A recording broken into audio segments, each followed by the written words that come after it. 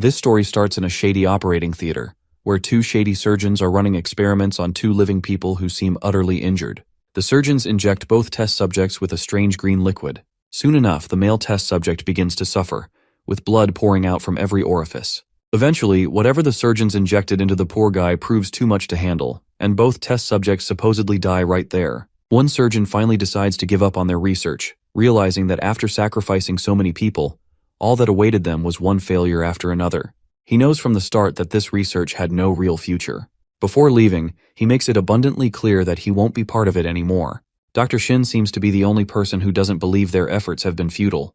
As far as he's concerned, the people they used for the tests were always supposed to die in a day or two. So it doesn't matter if they ended up dying a day early, as they contributed to the greater good of humanity. Shin then instructs his junior to leave the operating theater, as he plans to take care of the bodies himself. The junior doesn't say another word and leaves quietly. Shin, meanwhile, is still fixated on the belief that this research will eventually succeed. He's certain the only thing holding it back is the lack of proper test subjects. He knows without a doubt that the right subject for this experiment is still out there. Now let's cut to the main hero of this story. His name is Kang Yi-won, and his friend is Jinmin Hyung. These two work at a funeral home, taking care of dead bodies. After goofing around and eating, they decide to head to the hospital to claim the bodies. Once they arrive in the hospital, Yi-won shows his business card to the attendant at the counter and introduces himself as Kang Yi-won from Hanwoo Funeral Services. He had received a call about patients who passed away early that morning. His friend, Hyung, also joins him after stepping away for a quick bathroom break. Soon enough, they find themselves in the operating theater. The bodies they are there to claim just happen to be the same ones the surgeons were using for their experiments.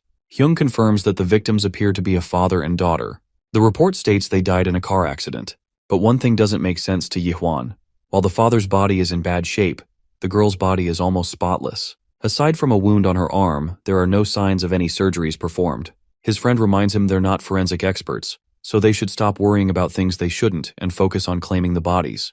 Yi-won decides to take a look inside the girl's mouth. As he's doing so, he suddenly cuts his finger on her broken tooth. Anyhow, the next step is to move the bodies. As they start moving the father's body first, Yi-won suddenly notices that the wound on the girl's hand has disappeared.